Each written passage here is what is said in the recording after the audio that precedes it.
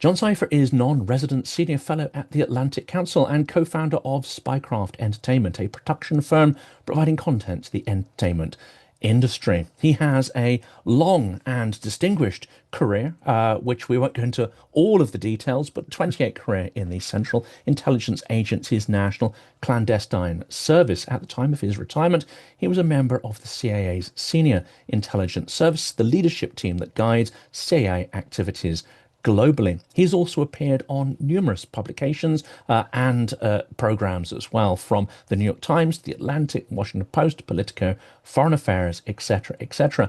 And I am both honored and delighted that this is the second time that John is coming onto the channel. Welcome back. Oh, thank you very much. I hope I say something different than I said the first time, I've checked the script for the first one, so I think we can vary it. But I think this theme you've hit upon in a recent article is absolutely fantastic, and it nails, I think, the core both misunderstanding, but the core mechanic of Russian power, and that is the use of lies to hide weakness. What made you write this? How important do you think this particular concept is? well, I've been, looking at Russian intelligence over the years, trying to go back through history, deal with these things. And then, of course, we've had subsequent presidents here that have mishandled Russia, mishandled Putin. And it's almost a Western failure that we think things will work out, or that if we try to deal in good faith, they will deal in good faith. And I think anyone who looks at either recent Russian history, longer Russian history, Soviet history, realizes that, it's not going to change. Vladimir Putin's a career KGB officer, and they're doing the same game, same playbook that they've done for decades and decades. And each new president in the United States, at least, comes in and thinks, okay, I'll befriend him and I'll work with him and we'll find a way to have mutually agreeable goals. And it's just not the reality. Russia looks at the world differently. There's sort of been a nonstop war. I mean, this is one thing I know from working in the intelligence services, from Russian spies that work for us and defectors have all said since, 1920s, 30s, that it's a nonstop war against the West, trying to damage us from the inside and use disinformation and subversion. So it's like political warfare. And somehow, in the West, we look at warfare as, are we shooting each other or everything's fine? And in fact, Russia looks at the world differently, and they use those lies to try to set the battlefield so that they can control the politics of what's happening in the West.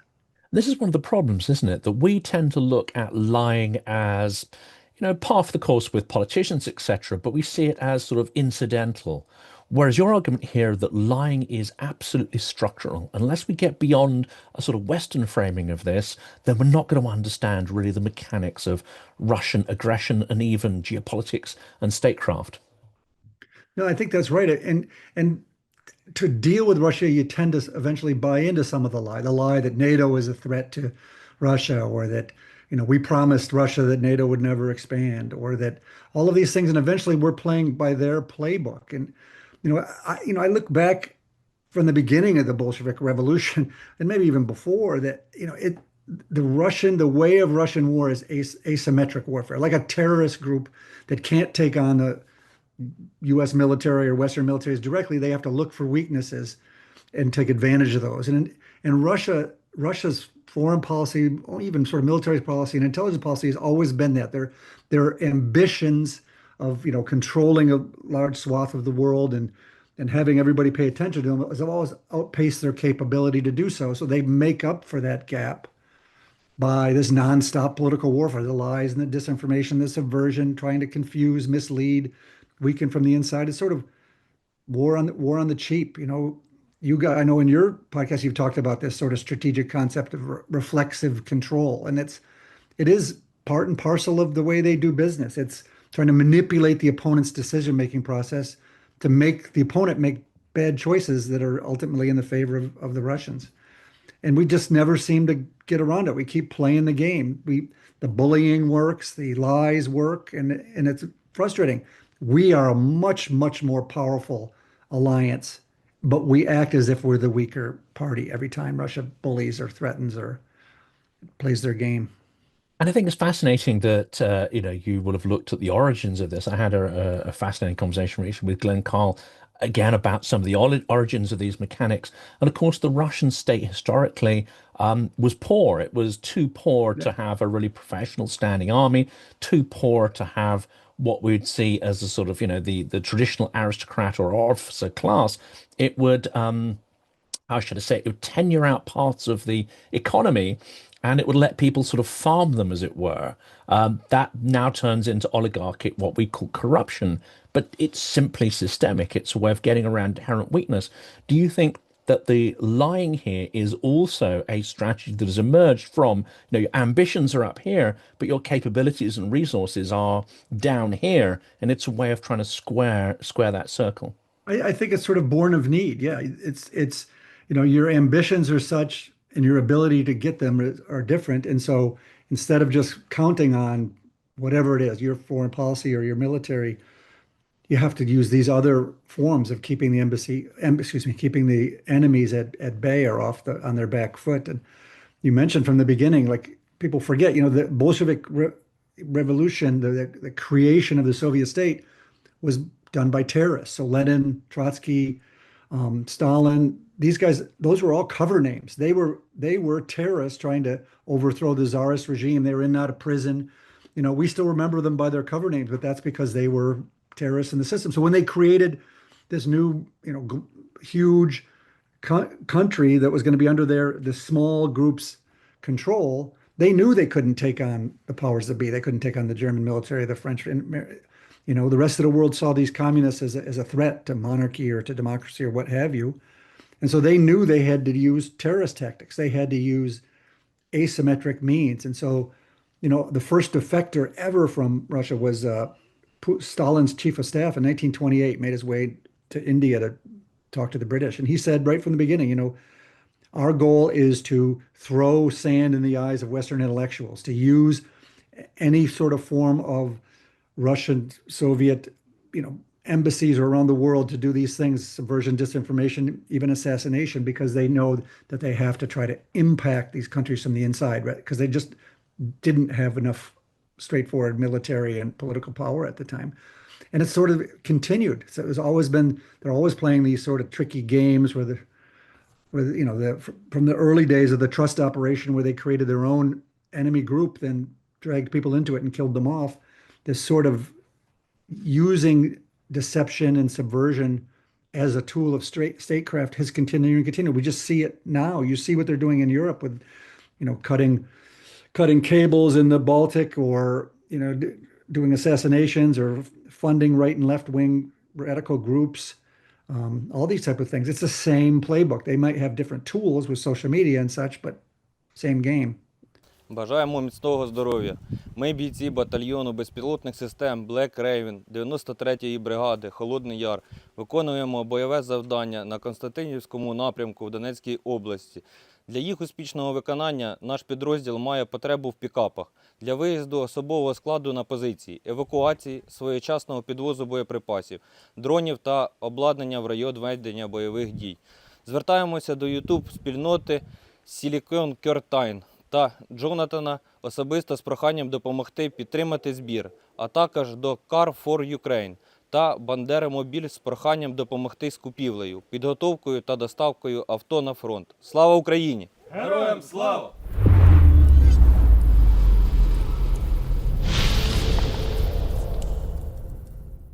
Right back to the revolution, isn't it? I mean, they were paranoid about Western armies coming in, and they had a sense, I think, as you mentioned there, of the fragility of the early Bolshevik state. So one of the earlier narratives that they tried to project is actually of strength. We're absolutely, we cannot be defeated. We're mighty. We have these extraordinary weapons at our disposal. That one clearly carries on to the present day to try and deter Western support for Ukraine. Well, it works too. Like still, if you read the media, the general, like in New York Times, these places, the basic thrust is Ukraine can't really win this. Over time, Russia's bigger. It's eventually going to get what it wants. And frankly, in the lead up to the invasion in 2022, Western analysts, intelligence analysts, as well as ones that were on TV and stuff, fell for the same thing that, oh, it's just inevitable that Russia's going to win. It's going to happen quickly. And you realize the political choices that were probably made because of it. Probably when Ukraine really needed military support, we in the West probably didn't give it because we thought, they're going to lose in 3 days or what have you. And many of these same pundits are still on being talked to by all these places. And they were completely wrong.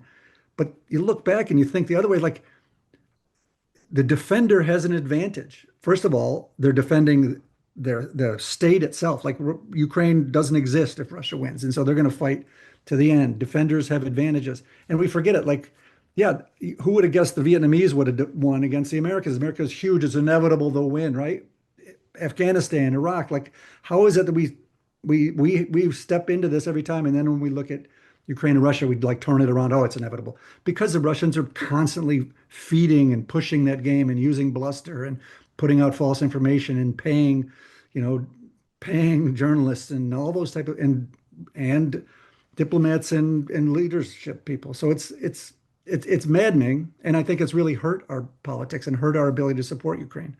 And of course, you were observing and studying Russia just after it was perhaps at the height of its power. The Soviet Union had a certain amount of physical strength by the end. And even though it lost in Afghanistan, we can now compare that Russian army in Afghanistan. They were perhaps infinitely more professional than the rabble that we've seen thrown into Ukraine. That also perhaps, does that also tell us something about sort of Putin's extraordinary bluster and the projection of these narratives, that actually he is covering up extraordinary systemic brittleness and Yeah, that's weakness? the thing. If you sort of came to this today without any of this background, and you say and looked at this, you'd say this powerful country has killed, 1 million of their own citizens. They've hurt their economy literally probably for decades to come. They've made themselves a vassal of China. This leader who's illegitimate, has been in power forever, has no sense of, you know, what his population wants or people around him. So he has to use repression and strong arm tactics and jailing anyone that's even the slightest bit of political opposition in his country. It's a defeat. All the things he wanted. He wanted NATO to go away. NATO's stronger. He wanted Ukraine to be a country that it doesn't exist and is sort of tied to Russia. Ukrainians will, after this, the sense that they're going to want Russia to be their ally is almost impossible to even believe. Finland and Sweden have joined NATO. Like all of these type of things. And I would argue we definitely haven't done enough. We in the West and Europe and the United States have fumbled the ball because of the bluster. Like, oh my God, they have nuclear weapons. Well, yeah, so do we. We're like 10 times richer than Russia. We have much better military. We have more allies around the world. All of these kind of things, and we continue to sort of fall for the bluster. We're so powerful, we'll do anything. But you can go back through all these things. For the last 20 years, you can go through Putin's bluster and what he says he's going to do and didn't do. Uh, but like we still keep falling for it. And I wonder if it's just, we American presidents have so much on their plate that they just assume that, Russia's going to go away or that it's a problem that they can sort of push off. But I don't I'm think it sure they're is. hoping it will go away. Yeah, I exactly. mean, that's the impression one got with Sullivan, certainly. Just Yeah, I think who that's right. would rid me of this, And then there's the delusion, perhaps, which I think is starting to be abandoned by the current administration, that somehow they could peel Russia away from China and Right. therefore tackle the peer adversary isolated from its allies. That clearly was not going to happen. Do you think now there's some realization that that was a red herring? What's hard to say with American politics now is Donald Trump controls so much stuff, and I mean, he's ignorant of the history. He doesn't understand regular diplomatic protocols. He believes everything is about sort of his whatever he feels at the moment. And so, yeah, I mean, I would suspect that there's people around him who get it, but if he all of a sudden one day walks in and says the opposite, they're all going to just follow along. And so, when you talk about longer term strategy and policy in the United States, it's hard. It's hard. I'm sure there's people in the institutions and Defense Department and CIA and all these other places, State Department, who get it. But in standard things, when they would put that together and they would feed it up to the leadership and have, sensible discussions with top leaders, I don't think that happens that way anymore. So That's a very expensive machine, isn't it? Which yeah, is not that really that being that is ignored utilized. by the leadership. And Especially when, I mean, the rumor is flying around that Trump's recent change of tone towards Ukraine, and indeed, we're seeing one perhaps tangible result of that, which is the provision of intelligence data around the refinery targeting. It's rumored that actually what has really shifted his perception is a conversation with the King of England. I mean, the very idea that something as undemocratic as a British monarch should be able to hold sway where all this sort of machinery of a democratic state and intelligence apparatus does not is, again, maybe the curious world we're living in. It is. And how do you appeal to Donald Trump? I mean, there's, you play to his ego, you play to money, you play to corruption, you play to people around him. The Russians have sort of figured out that he listens to the last person he talks to. They clearly probably follow all of his phone calls because they can collect that and they know how to push information into that ecosystem that get to him. Now maybe it's changed. Maybe it was the King of England. If so, that's great. I would also like to think that at some point our intelligence agency would collect information from Russia that they could pass to him. That there's no doubt that Putin hates Trump. Like they plays that game like, oh, we're the same and you're my buddy and stuff. And Putin, anyone's followed Putin hates the West, despises Trump, thinks he's an idiot. I would love that, some collection of phone calls or something from Russia would be passed to Trump and say, sir, this is what this friend of yours actually thinks. And you just have to follow his actions. So no, every time you meet him and talk about, ceasefire or peace, the Russians double down on attacks. And so put these things together, sir. But I don't, I'm not advising him, so I don't know. The other ambition, of course, was to demilitarize Ukraine. I mean, we know that the erasure of Ukraine and as a viable independent state, that's all part of Putin's aims, but they talk endlessly about demilitarization. Here's the irony, having come back from Brave One recently, what Putin has done here is stimulate an extraordinary technological arms race, extraordinary level Absolutely. of innovation, which frankly, I'm not sure we in the West are really quite woken up to yet. Some people are just starting to. But Ukraine is a military powerhouse and will continue, I think, to grow into that stature even after its victory over Russia.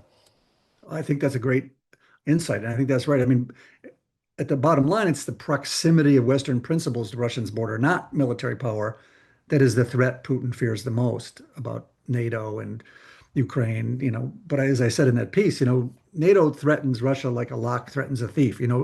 We keep forgetting that, they are the aggressor here. They're in the wrong. But you're right, Ukraine, to their credit, again, they're doing this for their survival. And so they've created an industry, they've created a solid military. And so we're at the point now where they've had more experience in modern military combat than almost all of our troops. They've seen this modern thing with using drones. They're changing and iterating every day on the battlefield. And so we're at a point now where we could actually learn a lot more from them. Whereas, in the beginning, I think, U.S. intelligence services, Western intelligence were working closely with them to help them get, larger weapon systems or to, target things and that. At this point, I think the Ukrainians are probably much more in the driver's seat in terms of helping Western militaries understand where war is going. And I think it's something we really need to worry about if these people who claim that China is the real issue, we better get this right before we look again at China. And this is it. Surely China is also, I mean, there's been persistent rumors of Chinese military observers. And of course, we know that there are North Korean troops on the ground. Some are fighting, some will be collecting knowledge about these fighting techniques. It's inconceivable that China isn't also learning some of these lessons vicariously from the Russian experience. China hasn't had experience of war. I mean, we have, and that's not necessarily great because, we've had years and years of spending huge money on wars that may or may not have been, important for our long-term health and may have impacted our politics now. But China, what is it, 1978, where they fought the Vietnamese and got crunched? I mean, that's the last sort of on the ground experience they've had. And so, yeah, they can learn quite a bit from what's happening with the Russians, even the Russian mistakes. And so, yeah, we have to do a better job. When I talk about the analysts who all got it wrong, it's happened on the other side of the United States. I can't tell you how many generals ran up to Congress saying when they were in Afghanistan or Iraq is we're training the Iraqi military, we're training the Afghan military, we're doing all these things. they're going to be able to fight their, and they just fell apart. And so we got to be humble. Our ability to understand who's going to fight and how, we've almost been wrong every time. Oh, the Ukrainians won't. Well, they did. The Afghans and Iraqis will. Well, they didn't. And so we better get this right before we have to think about China and Taiwan and such. It's extraordinary, isn't it? Because if you speak to someone who knows and understands Ukraine, such as Timothy Schneider, they would have told you that Absolutely. that's not how it's going to work. That's not how it's going to play out. And that's completely at variance with the deep history of this region. Yeah, I think there's a variety of things that could have gone wrong there. One is, analysts sit back and, in our case, in the United States, sit back in Washington, whereas our operators are working day to day with the Ukrainians. Intelligence services, at least Western ones, are in the United States. We don't collect on friends and allies much. Like we don't probably didn't have a deep knowledge of Ukraine and Ukrainian politics and resilience and military. We had a lot of analysts who spent their career looking at Russian military and everything, but of course, none of them ever had been there inside, embedded with the Russian military. So Yeah. these views grow up, and this is maybe where this reflexive control and lies and disinformation work is. If you're a Russian military analyst sitting in Washington, a good portion of the information that's coming your way has been influenced by these Russian lies, and so to some extent, you may believe them. Oh, they're really powerful. But anybody who's been in Russia realizes the corruption is such. Like, if they're going to deploy a new military system, the money that has to be skimmed off at every level is such that, I don't know. I mean, that's where I got my writer, sitting in a flat talking to someone about his military service in Kazakhstan and how they would scrape the precious metals from circuits of rockets so they could buy alcohol. And I'm like, okay, well, if you extrapolate that out, then not as I remember strong as living in they. one of these tall apartment buildings in Moscow, and like the first thing they told me when I went to the embassy is do not go out onto the balcony because when they build these buildings, all of the workers that put them together sell pieces of the stuff to their buddies because by this state, and so the balcony, the concrete, the rebar is not in it, or the concrete's been sold and there's not enough, and so these balconies just tear off the side of buildings all the time, and you don't want to be on it when that happens. And so it's just that corruption that's always been there, and you almost have to. And I mean, Russia's benefited from that too. Like when I was in Russia, there's a small number of us that are working there. We can't really get out into the society. We're followed everywhere. We're harassed, nonstop surveillance, whatever. And so Westerners don't get that same real deep sense of a country like you would if you were to travel somewhere else because they want to control the narrative. They want to control who sees what. And it's been going on for decades and decades and decades. It's curious, and the little window of opportunity, at least when I was able to travel there, is actually let's say, a historical abnormality. It's not the norm. And let's turn back to Russia, because I think you also make a really fascinating point here that Russia is essentially a weak and perhaps quite a brittle entity stretched over a huge geography that nonetheless demands recognition as a great power. Yes, because its resources and weapons, but fundamentally because of its size. And yet, there's something here about the requirement of having that kind of imperial bluster just to hold this kind of unlikely identity together. So the lies aren't just to project power externally, they are also to try to hold this brittle thing together internally as well. I believe that very strongly. First of all, you know, there's a long history in Russia of czars and commissars and now Vladimir Putin who are not democratically elected. So the legitimacy of learning from the population what's good, what's not good, and having to help them is made up by lies and repressions domestically. So when we talk about these lies and subversion, it happens domestically too, right? They need to control, they need to make sure there's no opposition figures. And so right from the beginning of the Bolsheviks, it was the same thing. We talk about national security in the West, but they're about regime security, staying in control, staying in power, making sure there's no opposition. Secondly, I think Russia has never really been a state within its own clear borders, ethnically controlled. It's always been an empire. It's always been growing. I mean, I know that I've put in articles and things before that, like if you go back to the beginning of Ivan the Terrible in the 16th century, Russia has expanded up till today, an average of like 50 square miles per day for hundreds of years. So it's now, covering a huge swath of the land mass. And so, yeah, and we just talked about their corruption. Do they really understand what those people want? Do they really understand um, the legitimacy of elections and get feedback on things? No, it's always been, have to keep the population sort of push down. You have to like uh, put this fire hose of false information to them so that there's apathy. The average Russian thinks, hey, listen, there's no use in getting involved in politics because they just dump all this information. I don't know what's true, what's not true. If I even try to play in the political system, there's a chance I go to prison. Even the people around Putin, the senior people, that's where their money comes from. Like, I got to keep in with Putin, even if Putin's wrong, I got to pretend he's not because that's how I make my millions or what have you. And so all of those things together suggest really a state that's it's weak at its core. I mean, it has to put the bluster domestically and it has to put the bluster internationally to keep sort of things at bay. But look at Vladimir Putin. What happens when he dies? He has created, there's no clear successor. There's no clear system. There's no clear real thing about voting. There's no political parties.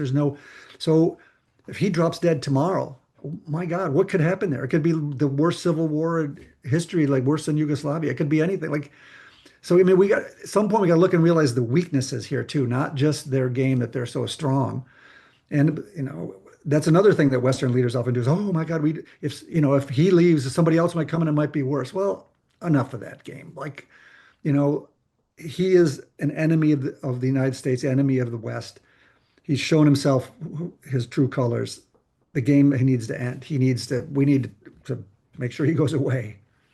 And it's an extraordinary, kind of struggling to find the word here, but it's an extraordinary exaggeration of our own capability to think that we might in some way influence that if Russia is collapsing, that we can either, well, influence it to collapse or prevent it from collapsing, where we have Oh, no real exactly. agency in that. Well, you studied Russia. I can remember, I was in Russia in the early 90s, and before that was studying Russian issues. I remember when the first President Bush, when Gorbachev, when the Soviet Union was starting to fall apart, he gave the famous Chicken Kiev speech. He told Ukraine and others, no, no, no, you guys should stay together. The Soviet Union could stay together. Like, you kidding me? Those people were all like, nope, we understand the weakness here. We want nothing to do with this centralized fake communist state. And, so the notion that we can impact these things, but we need to be very clear about what our interests are and that they see themselves at war with us, and therefore we have to be in a war footing to deal with them. And, you know, based on what'll happen, then we'll have to deal with it then. And of course, the system and the lies are very much to cover up for the lack of competency, the lack of capability. But that's not to say that there isn't necessarily competence within, the Russian population and professional classes. But it seems that the very system that's designed to mask weakness actually perpetuates weakness and ultimately creates this concentration of weakness. And anybody who is, let's say, vaguely competent eventually gets either weeded out or destroyed by this system. It is a self-harming entity. And we see, I mean, the Russian education system, even from the Soviet days, has stayed fairly strong. There have been, IT specialists, people in Russia, the young people, very smart people, but a lot of them, because of the war, have left, some of the best, most talented people. And so, yeah, this is a problem. Does Russia make anything the world wants at this point? I mean, they are great at these lies and deception and repression, but is the economy anything? They seem to have created a system where they can distribute goods and they can get stuff from China to keep themselves from falling apart, but competing in the 21st century world economy is not something that they've shown they can do. And so it's a real problem. Like you said, I think what they've done is they've weakened themselves over time. They don't have a system that's going to sort of maintain power and maintain things. They've weakened their economy. They band-aid things together, and look at Putin. Like, I think he's stuck, like he has to continue doubling down on a failed policy because he cannot go back. He can't pull out and go back and say, I failed. All this happened. We lost all these people. I gave up our economy. And so, I lost. What am I going to do? That's failure. He can't, because of the system and the repression, he can't come back in and appeal to the population and say, oh, yeah, sorry about that. He worries he's going to, like every other dictator, that they're in great power one day and the next day they're being dragged through the streets. It's a kind of whoops, there go 2 million people. Never mind. Um, what we also see now, and this is, when we last talked, I think we talked about, where this could go and how Putin's ambitions go far beyond Europe. It's just that Ukraine has put up a barrier, has become a kind of rock that will refuse to be submerged. We are now seeing the spilling out of Russian aggression. Now, whether this is to reinforce reflexive control or whether this is to prepare the ground for what I think of as a kind of hybrid war Pearl Harbor on Europe, a sort of large scale assault. Um, we're now seeing, mass drone incursions combined with informational campaigns. What's your impression when you see all this sort of stuff unfold and the increasing pace and intensity of it? Well, I get frustrated by the fact that, it's been going on so long and we've never developed a means to figure out how to deal with it or push back. And we never use, again, our power and strength to push back at Putin to make it realize that there's a downside for him to be doing these things. And right now, I think we have the perfect thing. So they're doing all of this stuff in Europe and the assassinations and drones and shutting down airports and all these type of things. Almost every Western leader can say, every time one of these things happen, we're not going to try to figure out a way to go to court or all this kind of stuff. We're going to double down on our support for Ukraine. That's the pain point for Vladimir Putin, right? His whole goal is to stay in power, and he's bet his whole control on Ukraine.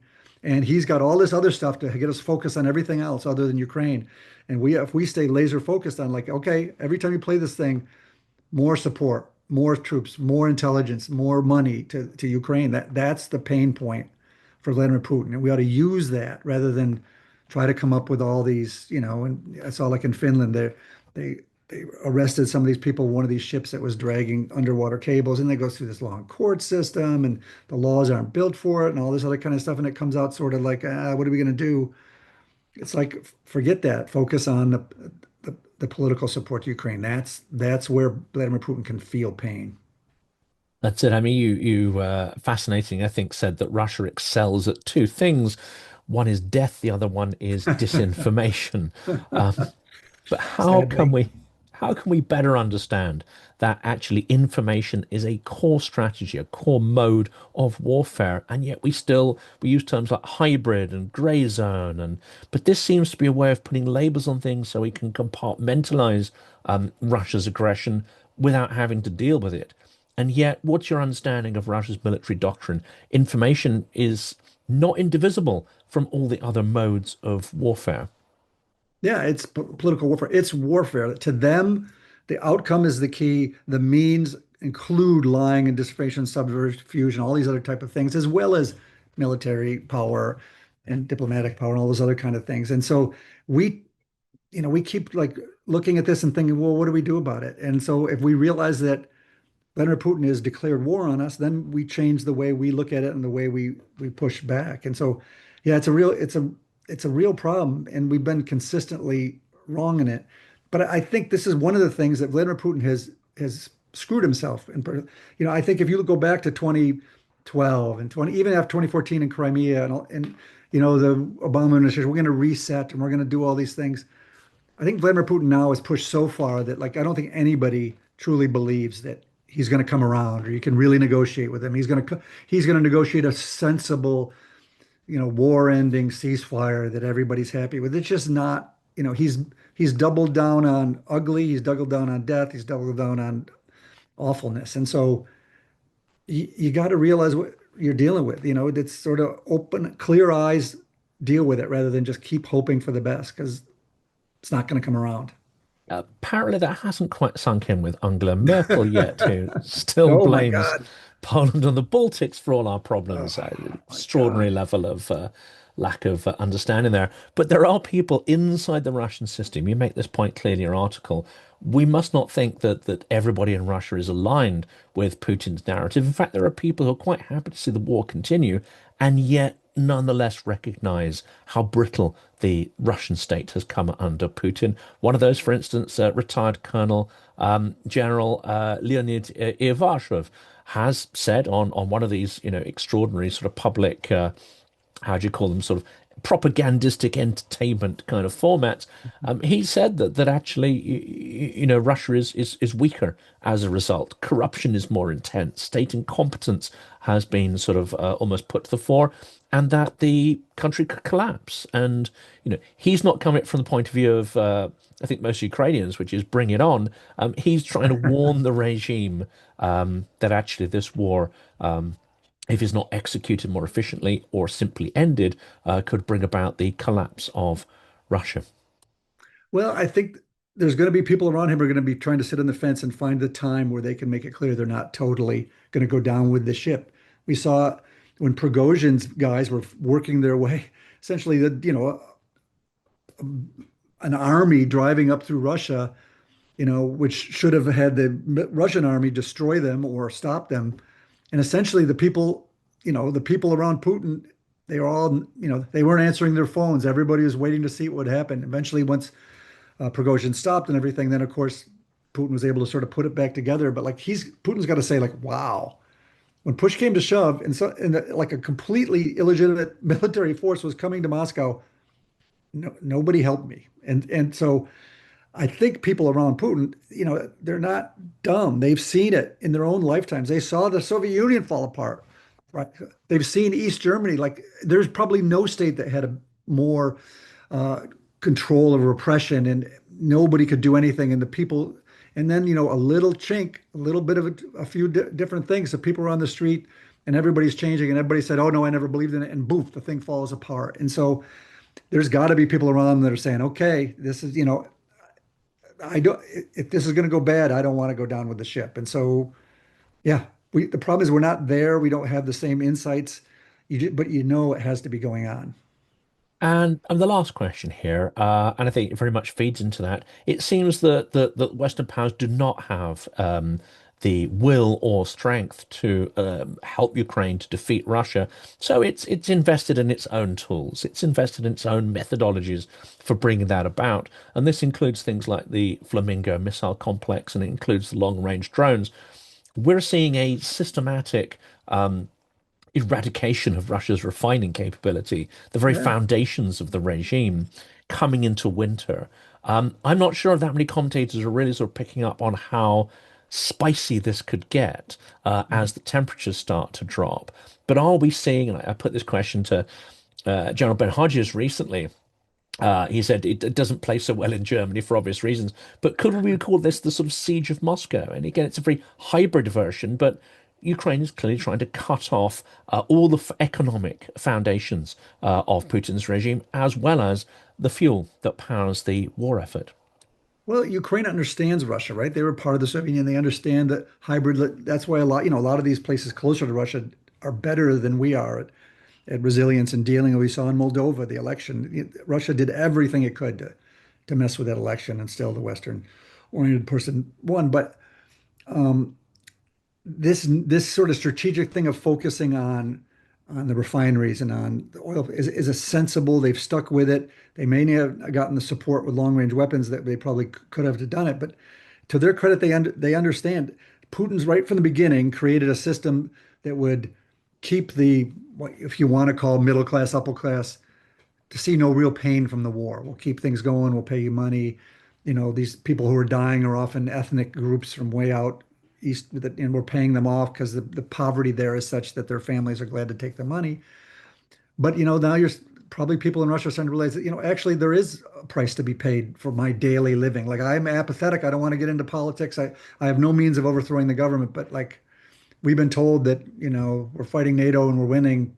The power's off all the time, or I can't fly anywhere, and all these type of things. So I think Ukraine's been very, very sharp in the way that they've used what power they do have to good effect.